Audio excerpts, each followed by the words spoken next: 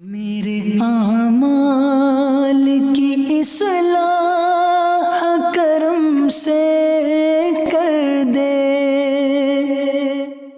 الحمدللہ رب العالمین والصلاة والسلام علی سید المرسلین، اما بعد فاعوذ باللہ من الشیطان الرجیم، بسم اللہ الرحمن الرحیم۔ الصلاة والسلام علیک یا رسول اللہ وعلی آلک واصحابک یا حبیب اللہ۔ الصلاة والسلام علیک یا نبی اللہ وعلی آلک واصحابک یا نور اللہ۔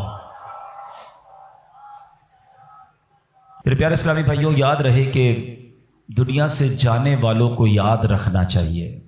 آہستہ آہستہ یہ رسم بھی ختم ہوتی جا رہی ہے، بات بھی کم ہوتی جا رہی ہے۔ آپ دیکھیں کہ کتنے لوگ ہیں جن کے ماں باپ چلے گئے ہیں اور وہ سوچیں کہ وہ کتنا انہیں یاد کرتے ہیں، اور جب یہ بے رخی یہ دنیا دیکھتے ہیں، یہ نئے رنگی یہ دنیا دیکھتے ہیں، لوگوں کا بھول جانا دیکھتے ہیں، تو مزید دل پر ایک چوٹ لگتی ہے کہ یار جب میں چلا جاؤں گا، جب ہم چلے جائیں گے، تھوڑے دن تک، تھوڑے مہینوں تک، ہو سکتا ہے ایک آدھ سال تک کوئی یاد کرے گا، اس کے بعد کسی کا کچھ رکتا نہیں ہے، دنیا چلتی رہتی ہے۔ وہ کہتے نا، ایک قبر پر ایک کتبہ لگا ہوا تھا، مجھے لگتا تھا میں اہم تھا اور یہی میرا وہم تھا۔ ہمیں لگتا ہے میں بہت اہم آدمی ہوں، میرے جانے سے بڑا فرق پڑ جائے گا، میں نہیں ہوں گا تو بہت لوگوں کو امپیکٹ کریٹ ہوگا۔ یہ بھول ہے ہماری۔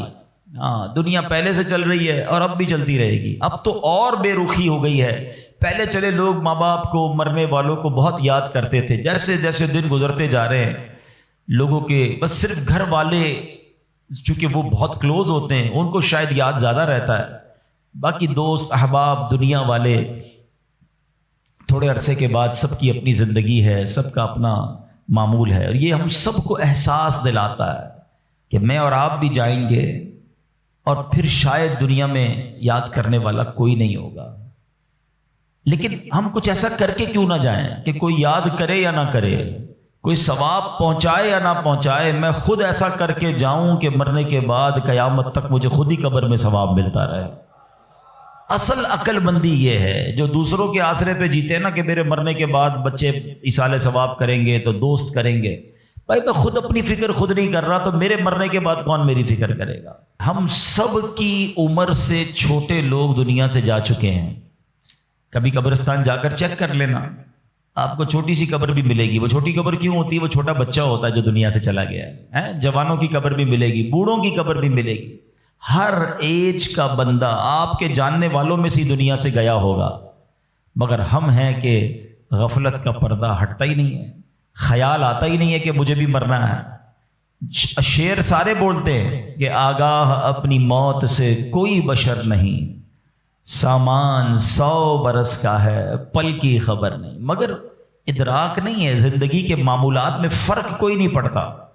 بندہ کہے نا یار کہ مجھے موت کی فکر ہو گئی ہے، اب میں تیاری کروں گا موت کی، مگر زبانی خرچ تو سارے ہی کرتے ہیں۔ کسی کی میت پہ جائیں تو ایسی بڑی بڑی باتیں لوگ کرتے ہیں، بھائی اللہ کی مرضی تھی، ہر کسی کو جانا ہے، اپنے کرنی کا پھل بھگتنا ہے۔ لیکن جو یہ کہہ رہا ہے، کیا وہ اپنے آپ سے بھی کہتا ہے کہ تجھے بھی جانا ہے؟ تو نے تیاری کر لی جانے کی؟ آج بھی تو جا سکتا ہے۔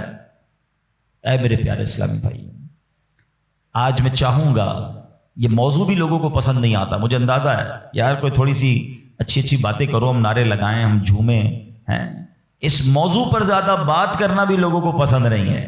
عجیب کہانی ہے، ایسی حقیقت ہے موت، ایسی ریئلٹی ہے موت کہ جس سے انکار نہیں۔ دیکھیں ہمارے بہت سارے مذاہب سے اختلاف ہے، کچھ مذاہب ہیں جو نبی پاک کا معاذ اللہ انکار کرتے ہیں، کچھ قرآن کو نہیں مانتے، کچھ ایسے لوگ ہیں جو اللہ کو ہی نہیں مانتے ہیں۔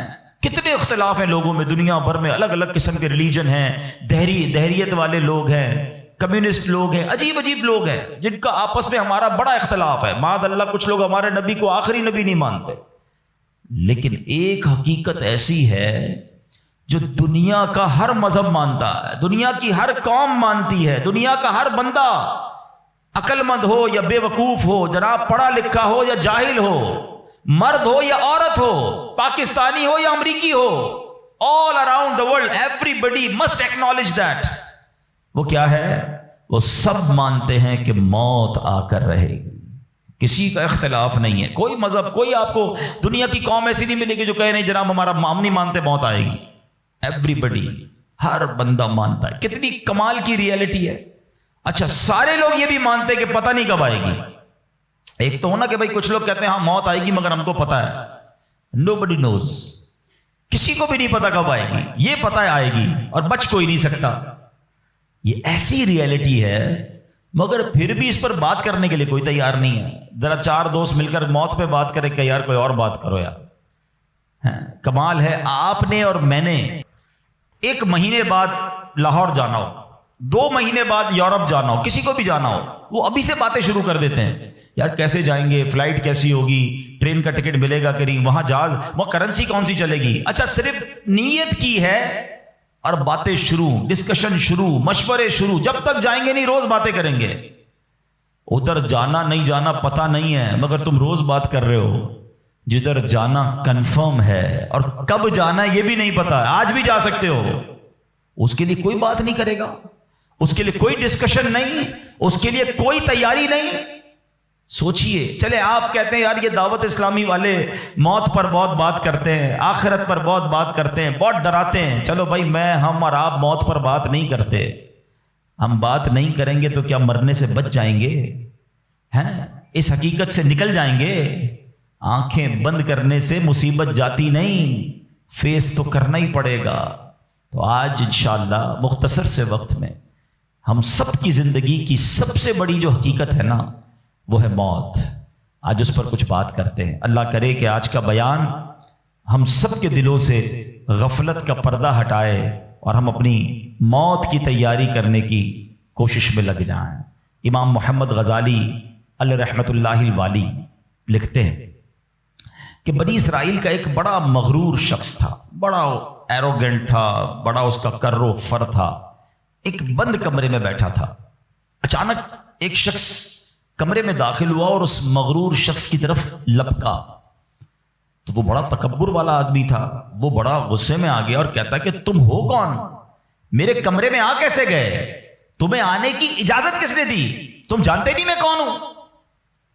جو اندر آنے والا شخص تھا وہ کہتا ہے مجھے اس گھر کے مالک نے اجازت دی ہے اور میں وہ ہوں جسے کوئی دربان روک نہیں سکتا. میں وہ ہوں جس کو کسی سے اجازت لینے کی ضرورت پڑتی نہیں ہے. مجھے کسی کا دبدبا ڈرا نہیں سکتا، نہ ہی مجھ سے کوئی مغرور اور سرکش شخص بچ سکتا. اب جیسے ہی یہ باتیں سنی نا تو مغرور شخص جو تھا وہ ڈرنے لگا، وہ کانپنے لگا، وہ گھبرا گیا. وہ کہتا ہے کہ آپ تو ملک الموت معلوم ہوتے ہیں، کیونکہ جس کو کوئی نہیں روک سکتا، جس کو کسی کی اجازت کی ضرورت نہیں ہے، جس کو کسی کا دبدبا کرو فر ریزسٹ نہیں کر سکتا، وہ ملک الموت کے سوا تو کوئی نہیں. لگتا ہے آپ ملک الموت ہیں؟ تو فرماتے ہاں میں ملک الموت ہوں. اب وہ شخص تو بڑا گناہگار تھا. وہ رونے لگا، چیخنے لگا کہ حضور تھوڑی سی مہلت دے دیں، کچھ نیکیاں کر لوں، توبہ کر لوں، اللہ کو راضی کر لوں، ابھی میری روح قبض نہ کریں. ہائے ہائے. ملک الموت فرماتے تمہاری سانسیں پوری ہو گئی ہیں، اب تمہیں کوئی ٹائم نہیں ملے گا. اگر تم نے، وہ پوچھتا ہے حضور مجھے کہاں لے جایا جائے گا مرنے کے بعد؟ فرمایا اس مقام پر جہاں تو نے اعمال بھیجے ہیں، اس گھر کی طرف جو تو نے تیار کیا ہے. وہ شخص کہے گا حضور میں نے تو کوئی گھر تیار نہیں کیا، کوئی نیکی آگے نہیں بھیجی. ملک الموت فرماتے ہیں پھر تمہیں بھڑکتی آگ کی طرف لے جایا جائے گا، جہاں تمہارے گوشت پوشت وہ آگ نوچ لے گی. یہ کہہ کر ملک الموت نے اس شخص کی روح کو قبض کیا. اس کے پورے گھر میں کوہرام مچ گیا، گھر والے رونے لگے. اے میرے پیارے اسلامی بھائیوں، یہ واقعہ ہم سب کو کیا سکھا رہا ہے کہ جب موت آنی ہے نا، جب وہ وقت آ جانا ہے تو پھر 1 منٹ بھی آگے پیچھے نہیں ہو سکے گا. کوئی اس کو ڈیلے نہیں کر سکے گا، بلکہ جس حالت میں ہوں گے نا اسی حالت میں روح قبض کر لی جائے گی. ہماری موت کا وقت لکھا ہے، مقام بھی لکھا ہے، یہ چینج نہیں ہو سکتا. اگر موت سمندر میں لکھی ہے تو $2.5 لاکھ دے کر بھی بندہ وہاں پہنچتا ہے جہاں موت لکھی ہے. اگر موت کشتی سے ڈوب کر ہونا لکھی ہے تو 25-25 22-22 لاکھ دے کر بھی سینکڑوں لوگ ہمارے وطن سے جاتے ہیں اور ان کی موت یورپ کے سمندر میں جا کر ہو جاتی ہے۔ اللہ پاک جو بھی ان میں مسلمان ہیں سب کی مغفرت فرما۔ مگر میں نے اور آپ نے اس سے عبرت کیا لی کہ بندہ وہاں پہنچے گا جہاں اس کی موت لکھی ہوئی ہے۔ ایک بار حضرت سلیمان علیہ نبینا علیہ الصلوۃ والسلام کی بارگاہ میں ایک شخص بیٹھا تھا۔ آپ کی بارگاہ میں ملک الموت آیا اور اس شخص کو ذرا گھور کے دیکھنے لگے، واپس چلے گئے۔ وہ شخص کہتا ہے حضور یہ کون تھے جو آئے تھے اور مجھے گھور کے دیکھ رہے تھے؟ فرمایا یہ ملک الموت تھے۔ کہتا حضور لگتا ہے میری روح قبض کرنے والے ہیں، آپ مہربانی کریں، آپ کی تو ہوا پر حکومت ہے، آپ ہوا کو حکم دیں کہ ہوا مجھے اڑائے اور مجھے ہندوستان لے جائے۔ حضرت سلیمان بیت المقدس کے علاقے میں رہتے تھے نا، آپ نے حکم فرمایا، ہوا نے اس بندے کو اٹھایا اور ہندوستان پہنچا دیا۔ کچھ دنوں کے بعد پھر ملک الموت آیا حضرت سلیمان علیہ السلام کی بارگاہ میں۔ آپ نے فرمایا تم میرے ساتھی کو کیوں گھور رہے تھے جب آئے تھے؟ تو کہا میں حیران تھا کہ میرے پاس یہ لکھا ہوا تھا اللہ کی طرف سے کہ تھوڑی دیر بعد مجھے اس کی روح ہند میں قبض کرنی ہے، اور وہ آپ کے پاس بیٹھا ہوا تھا۔ اللہ اکبر۔ حضرت سلیمان نے کہا میں نے ہی تو حکم دیا، اور ہوا نے اسے ہند پہنچایا، اور جب وہ ہند پہنچا تو پرٹیکولر ٹائم پر اسی مقام پر اس کی روح کو قبض کر لیا گیا۔ ہائے ہائے ہائے، یہ ہے میری اور آپ کی حقیقت۔ دوڑتے رہتے ہیں، بھاگتے رہتے ہیں، پلاننگ ہے کہ ختم نہیں ہو رہی، فکریں ہیں کہ ختم نہیں ہو رہی، ہر وقت بیٹھے ہیں اگلا پلان کیا ہے، 5 سال کا، 10 سال کا، ایک دکان ہے تو 2 دکانیں، ایک گھر ہے تو 2 گھر، بڑا گھر، ہوادار گھر ہے، نوکری ہے تو کاروبار کرنا ہے، ملک سے باہر جا کر جناب پیسے کمانے، یہی سوچ ہے بس۔ اس پورے شیڈول میں موت کہاں ہے؟ اس پوری تیاری میں موت کہاں ہے؟ ایک دن ہوگا کہ اچانک اچک لیے جائیں گے۔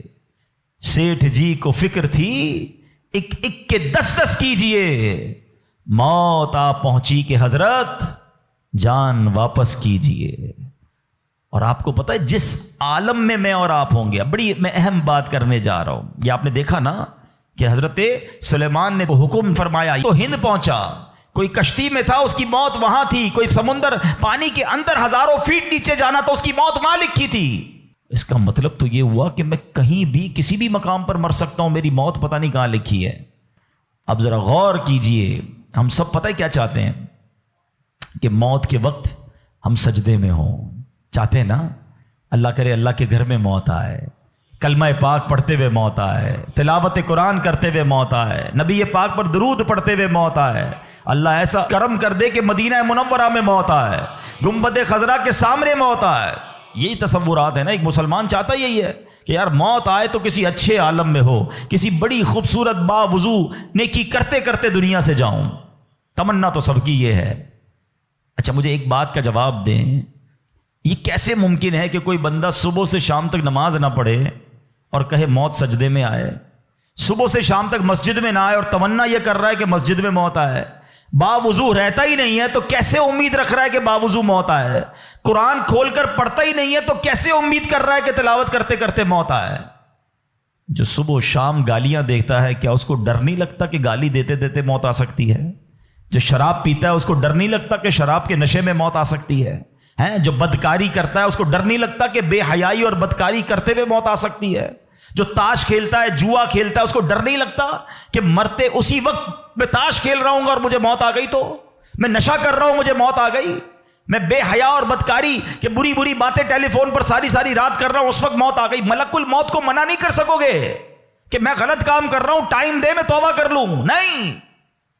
جو سجدے میں ہوگا وہ سجدے میں اٹھایا جائے گا، جو درود پڑھتے پڑھتے جائے گا وہ درود پڑھتے پڑھتے اٹھایا جائے گا۔ سوچے وہ جو شراب میں جائے گا، نشے میں جائے گا، ادھر کیسے اٹھایا جائے گا؟ اب اس کا آسان حل پتہ ہے کیا ہے؟ کہ بندہ زندگی ایسے گزارے کہ جس حال میں مرنا نہیں چاہتا نا وہ کام چھوڑ دے۔ عقل مندی یہ ہے کہ اپنے دن کا شیڈیول ایسا بنائے کہ میں وہ کام ہی نہ کروں جس میں مرنا نہیں چاہتا، ورنہ میں روک نہیں سکوں گا موت کو۔ آپ چاہتے اچھی موت ہو؟ میں بتاتا ہوں کس کی اچھی موت آ سکتی ہے۔ جو ماشاءاللہ 5 ٹائم پابندی سے نماز پڑھتا ہے، جو روزانہ تلاوت قرآن کرتا ہے، جو بار بار تسبیح نکال کر تسبیح بھی پڑھتا ہے، درود بھی پڑھتا ہے، جو دکان پر بھی جاتا ہے تو نماز کا ٹائم ہو تو نماز کے لیے کھڑا ہو جاتا ہے، جو حلال روزی کماتا ہے، جو گناہوں سے اپنے آپ کو بچاتا ہے، ارے اس کی تو 24 گھنٹے میں کبھی بھی موت آنی ہے، سبحان اللہ۔ وہ رات کو سوتا ہے تو باوضو سوتا ہے، اس نیت سے سوتا ہے کہ فجر میں اٹھنا ہے، رات کو بھی جائے گا تو انشاءاللہ شہید کا مرتبہ پائے گا، دن میں کسی وقت موت آئے گی تو کوئی اچھا ہی کام کر رہا ہوگا نا۔ اب آپ سوچ لیں کس عالم میں مرنا ہے۔ اچھا ایک اور دل پر چوٹ کرنے والا جملہ سن لو، کون کون چاہتا ہے مرتے وقت زبان پر کلمہ طیبہ جاری ہو؟ ہائے ہائے، فضیلت پتہ ہے کیسی ہے؟ حدیث پاک میں آتا ہے جس کی زبان پر، حدیث کا مضمون ہے، آخری کلمہ لا الہ الا اللہ ہوگا، دخل الجنہ، وہ جنت میں داخل ہو جائے گا۔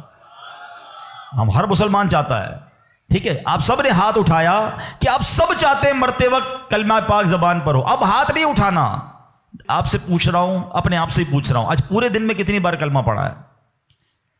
اس پورے ہفتے میں کتنی بار کلمہ پڑھا ہے؟ عجب کہانی ہے ہماری، یقین کریں عجب کہانی ہے۔ مرتے وقت سب کو کلمہ چاہیے، زندگی میں کلمہ پڑھنے کا ٹائم نہیں ہے۔ اللہ اکبر۔ سکرات کو جانتے ہو کیسا ہوگا؟ زبانیں سخت ہو جائیں گی، بندہ اتنی تکلیف میں ہوگا کہ کوئی لفظ ہی نہیں نکلتا منہ سے۔ ہمارا تو بخار میں لفظ نہیں نکلتا، سکرات کی کیا بات کروں میں۔ جس وقت زبانیں بھاری ہوں گی کلمہ کیسے ادا ہوگا جب تم نے زبان کو عادی نہیں بنایا؟ ہاں، ایک بزرگ کا بڑا پیارا قول میں نے سنا تھا، وہ فرماتے ہیں اپنی زبان کو کلمے کا عادی بناؤ، جس وقت سکرات کا عالم ہوگا زبان بھاری ہوگی اس وقت بھی کلمہ جاری ہو جائے گا۔ مبارک ہونے جو روز کلمہ پاک، کم از کم ایک تسبیح تو پڑھ لیا کرے یار۔ 100 بار کلمہ پڑھنے میں دیری کتنی لگتی ہے؟ کلمہ پاک اچھا، افضل الذکر، حدیث پاک میں کہا گیا سب سے بہترین ذکر جو ہے وہ لا الہ الا اللہ ہے۔ کتنا کرتے ہیں ہم؟ سوچے نا، ہم اب اپنے آپ کو کتنا دور رکھے ہوئے ہیں اپنی موت کی تیاری سے، اپنی آخرت کی تیاری سے، اپنی قبر کو روشن کرنے کی تیاری سے۔ نہ کریں میرے پیارے اسلامی بھائیوں ایسا۔ صرف دنیا نہیں ہے، ہم اس دنیا میں آئے ہیں نا، قرآن کہتا ہے، سورہ ملک پڑھتے رہتے ہو نا، قرآن میں رب کیا فرماتا ہے؟ الذی خلق الموت والحیات لیبلوکم ایکم احسن عملا۔ اللہ اکبر۔ اس میں کیا فرمایا رب نے؟ جس نے موت اور زندگی پیدا کی کہ تمہاری جانچ ہو کہ تم میں کس کا کام زیادہ اچھا ہے۔ میں اور آپ جو آئے نا دنیا میں، واٹ از دا ریزن؟ موت اور زندگی کو پیدا کرنے کا مقصد یہ ہے کہ چیک کیا جائے کون اچھے کام کر کے آتا ہے۔ یعنی آسان لفظوں میں ہم سب کو امتحان کے لیے بھیجا گیا ہے۔ ہم اس دنیا میں آئے ہیں، ہمارا ٹیسٹ ہو رہا ہے۔ آپ کہیں یار اتنا بڑا ٹیسٹ؟ ہاں، یہ 50 60 70 سال کا ٹیسٹ ہے، اور اس کے بعد جو اچھے اعمال لے کر جائے گا، 3-4 گھنٹے کے امتحان کے بعد ایک کلاس آگے بڑھتے ہو نا، ایک آپ کا درجہ آگے بڑھتا ہے۔ تھوڑا ٹیسٹ بڑا ہے مگر انعام ایسا ہے کہ جنت میں داخل ہو گئے تو پھر کبھی نکالے نہیں جائیں گے۔ ہاں، قرآن کہتا ہے ہم فیہا خالدون، ہمیشہ ہمیشہ جنت میں رہیں گے۔ اگر جنت میں جانا ہے تو یہ ٹیسٹ پاس کرنا ہے۔ یاد رکھیے، صحابی رسول حضرت طارق محاربی رضی اللہ تعالیٰ فرماتے ہیں، اللہ پاک کے آخری نبی صلی اللہ تعالی علیہ وسلم نے مجھے نصیحت کرتے ہوئے فرمایا، یا طارق استعد للموت قبل الموت، اے طارق مرنے سے پہلے موت کی تیاری کر لو۔ ہاں، یہ نبی پاک نے فرمایا۔ اچھا، میں ایک سوال کرنا چاہتا ہوں، اگر میں آج آپ سے ایک سوال کروں کہ ہم میں سے کسی کو پتہ چل جائے کہ کل کا دن آپ کی زندگی کا آخری دن ہے اور کل رات آپ دنیا سے چلے جائیں گے، ایک دن ہے آپ کے پاس، ایک مسلمان اس ایک دن کو کیسے گزارے گا؟ سچ بتائیے، کیا وہ کل دکان پہ جا کے کاروبار کرے گا؟ کیا وہ کل جا کے پیسے ڈبل کرنے کی کوشش کرے گا؟ کیا وہ کل جا کے فرنیچر مارکیٹ میں فرنیچر بنوائے گا؟ یا کل جا کے معاذ اللہ دوستوں کے ساتھ فلم دیکھنے گیا چاہے گا چلو یار آخری دن ہے ذرا موج مزے کر لوں؟ یہ کیا کرے گا؟ اگر عقل مند مسلمان ہوا تو ایک دن ہے تو مسجد میں گزارے گا، تلاوت میں گزارے گا، توبہ میں گزارے گا، ذکر و اذکار میں گزارے گا، ہیں اللہ پاک سے معافی میں گزارے گا، کیونکہ آخری دن ہے۔ یہی کرو گے نا اگر پتہ چل جائے۔ مجھے بتاؤ، کیا ہمیں پتا ہے ہمارا آخری دن ہے کہ نہیں ہے؟ ہمیں تو کل کی بات چھوڑے آج رات کا نہیں پتا ہے، تو پھر کیوں تیاری نہیں کر رہے؟ پتا چل جائے تو تیاری کریں گے۔ میں تو پہلے ہی بتا رہا ہوں آپ کو، آپ میں سے کتنے لوگ بیٹھے جن کو پتا ہے کل صبح تک زندہ رہیں گے؟ مجھے بھی نہیں پتا، آپ کو بھی نہیں پتا۔ جب پتہ ہی نہیں ہے تو پھر کیوں تیاری نہیں کر رہے؟ پھر کیوں توبہ نہیں کر رہے؟ پھر کیوں حرام کی طرف ہم جاتے ہیں؟ خدا را یاد رکھیے میرے پیارے اسلامی بھائیوں، قبر میں جا کر اتنا پچھتاوا ہوگا گناہ گار کو، بلکہ روایتوں میں آتا ہے پیارے آقا علیہ الصلوۃ والسلام نے فرمایا جس کا مضمون ہے مرنے کے بعد نیک بھی پچھتائے گا، گناہ گار بھی پچھتائے گا۔ عرض کی حضور گناہ گار پچھتائے گا، یہ تو سمجھ آتا ہے، نیک کیوں پچھتائے گا؟ فرمایا گناہ گار تو گناہ کی وجہ سے پچھتائے گا، حدیث کا خلاصہ ہے۔ فرمایا نیک اس لیے پچھتائے گا جب وہ آخرت میں نیکیوں کا اجر دیکھے گا نا، تو وہ کہے گا کاش میں اور نیکیاں کر لیتا، وہ جو فضول ٹائم ضائع کیا تھا اس میں اور اللہ کا ذکر کرتا، اور نوافل پڑھتا، اور عبادت کرتا۔ تو یقین جانیے میرے پیارے اسلامی بھائیوں، یہ زندگی، یہ جو ہماری سانسیں چل رہی ہیں نا، ابھی چانس ہے ہمارے پاس، جتنی نیکیاں کرنی ہے کر لیں۔ جس دن سانس بند ہوئی نا، اس دن عمل نہیں ہوگا، اس دن جزا ملے گی۔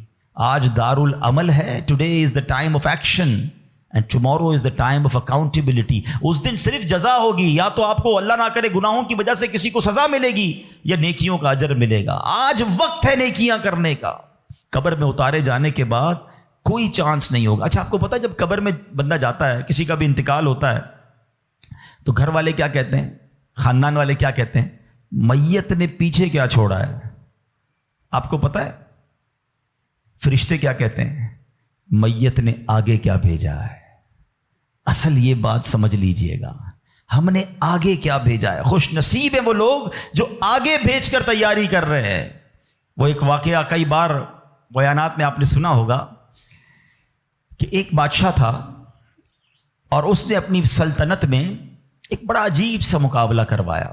بادشاہ آدمی تھا، جو اس کے دماغ میں اس نے کہا ذرا چیک کرو میری سلطنت میں سب سے بڑا بے وقوف کون ہے۔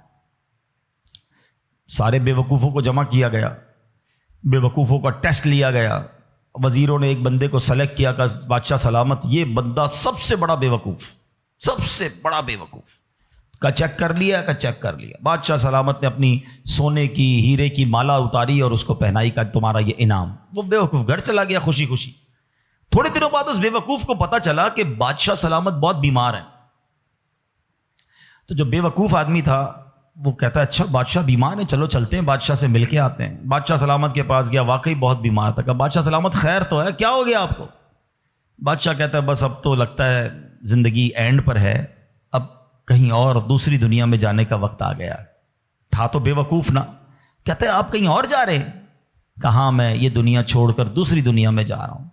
تو کہا اب میں دیکھ رہا ہوں آپ کا بہت بڑا گھر ہے، زبردست بیڈ رومز ہیں، آپ جدھر جا رہے ہیں ادھر گھر بنا لیا؟ تو بادشاہ کہتا ہے ادھر تو میں نے کوئی جھوپڑی بھی نہیں بنائی ہے۔ اچھا بادشاہ سلامت آپ کے پاس تو کتنا سونا، کتنے ہیرے، آپ نے مجھے بھی تحفہ دیا، ادھر پیسے بھجوا دیے جہاں آپ جا رہے ہیں۔ تو کہتا ہے میرے پاس تو وہ پھوٹی کوڑی بھی نہیں ہے۔ کہ بادشاہ سلامت میں دیکھ رہا ہوں آپ کے خاندان، آپ کے گھر کے باہر خادم، خادمائیں، کنیزیں، غلام، بہت سارا اسٹاف ہے آپ کا، جدھر جا رہے ادھر خادم بھجوایا آپ نے؟ بادشاہ کہتا ہے ادھر میرا کوئی خادم نہیں بھجوایا میں نے۔ وہ بیوقوف پتہ کیا کرتا ہے، اپنی مالا اتارتا ہے اور بادشاہ کے گلے میں ڈالتا ہے۔ کہتا ہے بادشاہ سلامت پھر مجھ سے بڑے بے وقوف تو آپ ہوئے نا، آپ کو پتہ ہے کہ آپ کے کہیں اور جا رہے ہیں، نہ گھر بنایا، نہ پیسے بھجوائے، نہ خادم بھجوائے، تو مجھ سے بڑے بے وقوف تو آپ ہوئے نا۔ یہ ہے تو بظاہر واقعہ، مگر یہ ہم سب کے لیے لیسن نہیں ہے۔ آپ سے اور مجھ سے کوئی پوچھتا ہے گھر کہاں ہے، کوئی کہتا ہے رنچوڑ لائن میں، کوئی کہتا ہے گارڈن میں، کوئی کہتا ہے کلفٹن میں۔ جنت میں گھر ہے کہ نہیں؟ ادھر گھر بنایا کہ نہیں بنایا؟ ادھر کدھر رہو گے؟ ادھر نرم بستر کے بغیر جس کو نیند نہیں آتی، رات کو پنکھا نہ چلے تو بے چین ہو جائے، یو پی ایس لگائے، جنریٹر لگائے، تھوڑے پیسے آئے تو اے سی لگایا۔ قبر میں اگر آگ بھڑک رہی ہے تو پھر کیا کیا ہے ہم نے؟ ادھر کتنا سوئیں گے اور ادھر کتنا سونا ہے پتہ ہے آپ کو؟ حضرت آدم علیہ السلام سے لے کر آج تک لوگ قبر میں جا رہے ہیں، ہم قبر میں اتار رہے ہیں لوگوں کو، سب قبر میں ہزاروں سال سے ہیں، پتہ نہیں کتنے سو کتنے ہزار سال رہنا پڑے گا، مگر قبر روشن ہے کہ نہیں کوئی ٹینشن نہیں کسی کو۔ جس کا یہاں نرم بستر ہے نا، جس کو نرم تکیے کے بغیر نیند نہیں آتی، وہ سوچے میں سانپ اور بچھوؤں کے ساتھ کیسے سوؤں گا؟ قبر نے اگر دبا دیا اور پسلیاں توڑ دی تو میرا بنے گا کیا؟ اگر قبر میں آگ بھڑکا دی گئی تو میں کدھر جاؤں گا، کس کو پکاروں گا؟ واللہ قبر کی تیاری کرنی ہے، خدا کی قسم مارے جائیں گے اگر اللہ ناراض ہوا۔ فکر کرنی دنیا میں ہے، ایکسٹرا ٹائم نہیں ملے گا۔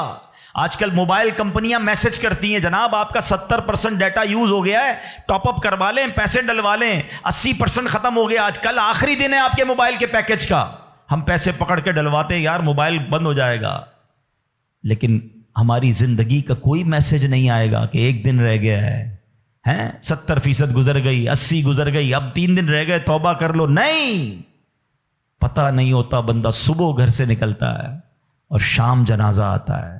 ایسا نہیں ہوتا. خدا را آج کے اس اجتماع کو غنیمت جانیے، غفلت سے باہر آئیے، اپنی بری عادتوں سے ہم توبہ کریں. آپ کو پتہ ہے یہ ہمارے پاس قاصد بھیجے جاتے ہیں، موت کے بھی قاصد ہوتے ہیں. ایک بزرگ کے بارے میں آتا ہے کہ انہوں نے اپنے گھر میں قبر کھدوائی ہوئی تھی. اللہ والے دیکھو کیسے یاد کرتے تھے موت کو، روز قبر کو دیکھتے تھے، قبر میں جا کے لیٹتے تھے. تو ایک وقت آیا اور انہوں نے کہا ٹھیک ہے اب قبر کو بند کر دو، مجھے ضرورت نہیں ہے. تو لوگوں نے کہا کیوں کہہ رہے ہیں ایسا؟ تو انہوں نے فرمایا کہ میں قبر کا یہ تابوت اس لیے رکھا ہوا تھا کہ میں دیکھتا تھا تو مجھے آخرت یاد آتی تھی. اب میری داڑھی میں سفید بال آ گیا ہے، اب یہ سفید بال مجھے موت کی یاد دلاتا رہے گا. آپ کو پتہ ہے اس بالوں کو سفید ہو جانا، آنکھوں کا کمزور ہو جانا، صحت کا ڈھل جانا، کمر کا جھک جانا، اعضاء میں کمزوری آ جانا، یہ سارے موت کے قاصد ہیں. یہ موت آنے سے پہلے پیغام آ رہا ہے تمہارے پاس کہ ڈھل رہے ہو، تیاری کر لو، اب تو تیاری کر لو.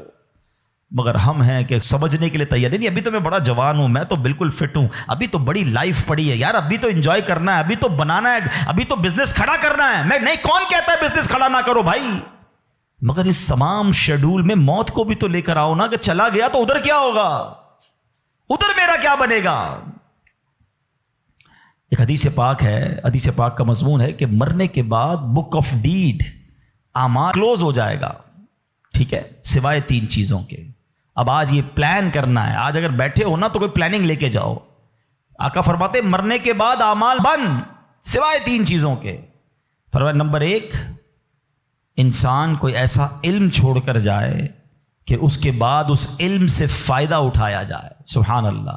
علماء دیکھیں کیا کمال کی شخصیات ہیں، طالب علم چھوڑ کے جاتے ہیں، اپنی کتابیں بھی چھوڑ کے جاتے ہیں، بخاری شریف، ترمذی شریف، نسائی شریف، ہدایہ شریف، اور آئے تو جناب اعلیٰ حضرت امام اہل سنت کے فتاوی رضویہ، بہار شریعت، صدر الشریعہ کی کتابیں سینکڑوں سال سے لوگ پڑھ رہے ہیں. وہ بزرگ چلے گئے دنیا سے. سبحان اللہ. ہر کتاب چھپ رہی ہے، تفسیر چھپ رہی ہے، حدیثوں کی کتابیں چھپ رہی ہے، اور علماء کو ثواب مل رہا ہے. یہ پہلا آپشن تھا. غور سے میری بات سنیے گا. شاید جتنے یہاں بیٹھے نا ہم اس پہلے آپشن میں ہمارا حصہ نہ ہونے کے برابر ہے. 3 میں سے 1 تو چلا گیا ہمارے ہاتھ سے. میں اس کا حل بتاتا ہوں کہ ہم پہلے آپشن میں کیا کر سکتے ہیں، وہ بعد میں بتاتا ہوں. اب آ جائیں دوسرا آپشن، مرنے کے بعد مجھے ثواب کنٹینیو کیسے مل سکتا ہے. آقا علیہ الصلوۃ والسلام نے فرمایا نیک اولاد جو کہ مرنے کے بعد اپنے والدین کے لیے دعا کرے، ان کے لیے نیکی پہنچانے کا اگر وہ انتظام کرنے والی ہے تو فرمایا یہ اولاد کی وجہ سے اسے قبر میں ثواب ملتا رہے گا. اور تیسرا آپشن میرے آقا نے فرمایا صدقہ جاریہ، کہ بندہ اپنے ہاتھوں سے کوئی ایسا کام کر جائے کہ قیامت تک جو ہے اس صدقے کی وجہ سے اسے نیکیاں ملتی رہیں. اب ان تینوں آپشن میں ہم کیا کر رہے ہیں، اب یہ سوچنا ہے. میں آپ کو مشورہ دیتا ہوں. پہلا آپشن کیا ہے، علم دین. ہم میں سے بہت سارے علماء بن نہیں سکے، مگر اپنے گھر میں ایک عالم تو بنا سکتے ہیں نا. دعوت اسلامی الحمدللہ جامعۃ المدینہ بناتی ہے، دنیا بھر میں بناتی ہے. آپ عالم بنیں یا اپنے بچوں کو عالم بنائیں. آپ کو لگتا ہے یہ بھی نہیں ہو پا رہا تو کم از کم میرا حصہ ہونا چاہیے، علم دین سے بھی مجھے ثواب ملنا چاہیے.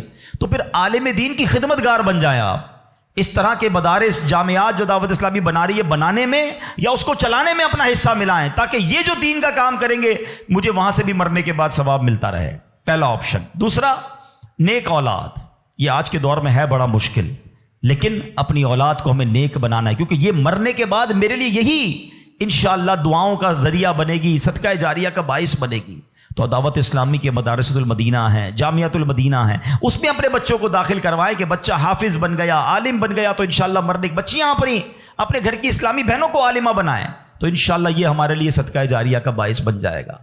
اور تیسرا میں سمجھتا ہوں سب سے زیادہ آسان ہے کہ وہ میں اپنے ہاتھ سے ہی کر سکتا ہوں، اپنے ہی مال سے کر سکتا ہوں نا، اور وہ ہے صدقہ جاریہ. مشورہ دیتا ہوں، اللہ نے نوازا ہے نا تو کم از کم ایک مسجد زندگی میں بنا لیں. میرے نبی علیہ الصلوۃ والسلام کے سچے وعدے ہیں، جو اللہ کے لیے مسجد بناتا ہے اللہ اس کے لیے جنت میں گھر بناتا ہے۔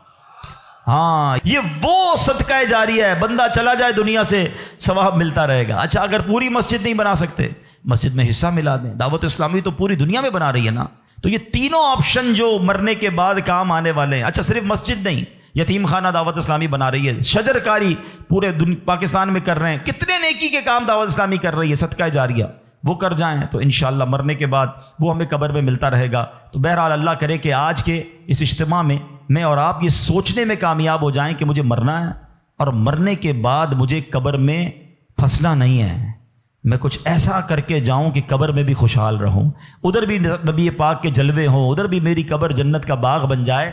تو اللہ کرے کہ ہم سب اس سوچ کے حامل بن جائیں کہ مجھے مرنا ہے اور پتہ نہیں کب مرنا ہے، تو جب بھی مرنا ہے انشاءاللہ کلمے کے ساتھ مرنا ہے، انشاءاللہ نیک اعمال کرتے کرتے مرنا ہے، اور انشاءاللہ ایمان سلامت لے کر جانا ہے۔ تو اس کے لیے زندگی اچھی گزارنی ہوگی۔ اگر میرا کوئی بھائی بے نمازی یہاں بیٹھا ہے، اگر میرا بھائی کوئی بری عادتوں میں گرفتار بیٹھا ہے، تو میری گزارش ہے کہ آج پکی سچی نیت کر لیں۔ دیکھیں یہ دنیا کے معاملات تو چلتے ہی رہیں گے، نماز قضا نہیں ہونی چاہیے۔ پکی سچی نیت کریں کہ آج کے بعد ہماری کوئی نماز قضا نہیں ہوگی، آج کے بعد حرام روزی کے قریب بھی نہیں جائیں گے، شراب اور نشے سے ہمیشہ دور رہیں گے، اور اپنی موت کی تیاری کرنے کی کوشش کریں گے۔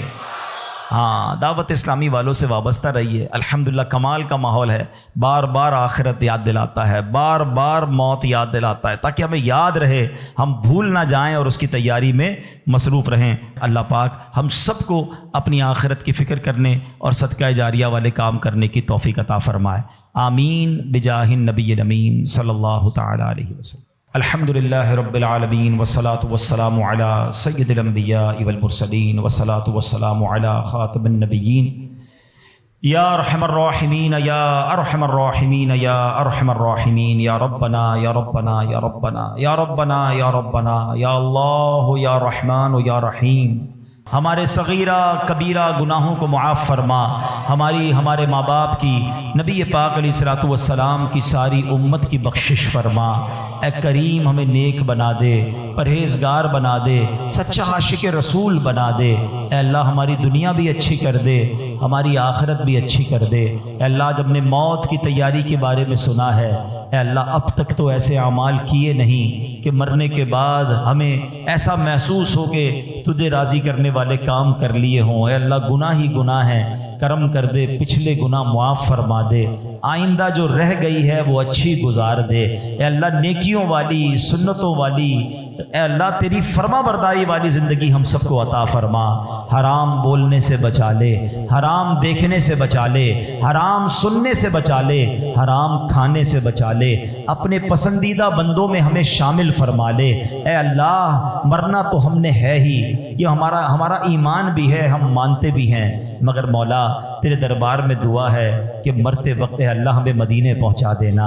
اے اللہ جب تک زندہ رہیں اے اللہ تیرے در کے سوا کسی کا محتاج نہ کیجیو۔ زندگی کی آخری نماز جو پڑھیں وہ مسجد نبوی میں کھڑے ہو کر ادا کریں، اور اے رب کریم پھر آقا کے جلووں میں، آقا کے قدموں میں نبی پاک کے دیدار کرتے ہوئے ایمان اور عافیت والی ہمیں مدینے والی موت نصیب فرما۔ نجم کی اے خدا آرزو ہے یہی، عاشق زار کی آبرو ہے یہی، موت کے وقت سر ان کے قدموں میں ہو، دید ہوتی رہے دم نکلتا رہے، دید ہوتی رہے دم نکلتا رہے۔ ہے تمنا عطار یا رب ان کے جلووں میں یوں موت جھوم کر جب گرے میرا لاشا، تھام لے بڑھ کے شاہ مدینہ۔ اے کریم مولا ہمیں ایمان والی موت عطا فرما، لمحہ بھر بھی ہمارا ایمان ہم سے دور نہ ہو۔ اے پروردگار ہمیں ایمان کی استقامت نصیب فرما دے۔ اے اللہ جتنے بیمار ہیں انہیں شفا عطا فرما، قرض داروں کے قرضے اتر جائیں، بے اولادوں کو نیک اور صالح اولاد عطا فرما۔ اے اللہ روٹھوں کو منا دے، بچھڑوں کو ملا دے۔ اے کریم، اے پروردگار، تو سب کے نام بھی جانتا ہے، کام بھی جانتا ہے۔ اے اللہ سب کی جھولیاں بھر دے، سب کی مرادیں پوری کر دے۔ اے پروردگار عالم، تیرے خزانوں میں کمی نہیں۔ جو تڑپ رہے ہیں انہیں کعبہ دکھا دے، جو مچل رہے ہیں انہیں مدینہ دکھا دے۔ اے اللہ جلدی جلدی حرمین طیبین کی حاضریاں ہم سب کو نصیب فرما۔ اے اللہ باعافیت، با ذوق اور مقدس اور مقبول حاضریاں ہم سب کو نصیب فرما۔ اے اللہ حضرت یونس علیہ السلام نے مچھلی کے پیٹ کے اندھیرے میں جن الفاظ کے ذریعے تجھے پکارا تھا، ہم بھی تجھے پکارنے جا رہے ہیں۔ اے اللہ گناہوں کے اندھیرے سے نکال کر نیکیوں کے نور میں داخل فرما دے، غموں کے اندھیرے سے نکال کر خوشیوں کے نور میں داخل کر دے۔ اے اللہ ہمیں ظلمت سے نکال کر ہمیں نور میں داخل کر دے۔ آئیے مل کر پڑھیے، لا الہ الا انت سبحانک انی کنت من الظالمین، لا الہ الا انت سبحانک انی کنت من الظالمین، لا الہ الا انت سبحانک انی کنت من الظالمین۔ اے رب کریم ہمارے وطن عزیز پاکستان کی خیر فرما، اندرونی بیرونی سازشوں سے محفوظ فرما۔ اے اللہ ہماری دعوت اسلامی کو ترقیاں اور عروج عطا فرما۔ قبلہ امیر اہل سنت، تمام علماء اور مشائخ اہل سنت کا سایہ ہمارے سروں پر تا دیر قائم و دائم فرما۔ اے پروردگار ہماری محبتوں کو سلامت رکھ، ہماری نسبتوں کو سلامت رکھ۔ اے پروردگار مالک کریم، ہم تیرے بندے ہیں، عاجزی کے ساتھ تیرے دربار میں مانگ رہے ہیں، ہمیں تو مانگنا بھی نہیں آتا۔ اے اللہ ہم سب کی بخشش فرما دے، ہم سب کو نبی پاک کا جنت میں پڑوس نصیب فرما دے۔ وَأُفَوِّضُ أَمْرِي إِلَى اللَّهِ إِنَّ اللَّهَ بَصِيرٌ بِالْعِبَادِ۔ یا اول الاولین، یا آخر الآخرین، یا ذی القوة المتین، یا راحم المساکین، یا ارحم الراحمین، ارحمنا نحن الفقراء والمساکین، ارحمنا نحن الفقراء والمساکین۔ اللہم رب یسر ولا تعسر وتمم لنا بالخیر یا فتاح وبک نستعین۔ ربنا تقبل منا انک انت السمیع العلیم وتب علينا يا مولانا إنك أنت التواب الرحيم ببركة إن الله وملائكته يصلون على النبي يا أيها الذين آمنوا صلوا عليه وسلموا تسليما اللهم صل على سيدنا ومولانا محمد طب القلوب ودوائها وعافية الأبدان وشفائها ونور الأبصار وضيائها وعلى آلہ وصحبہ وبارک وسلم۔ جب دم واپسی ہو یا اللہ، سامنے ہو روضہ رسول اللہ اور لب پہ ہو لا الہ الا اللہ۔ میرے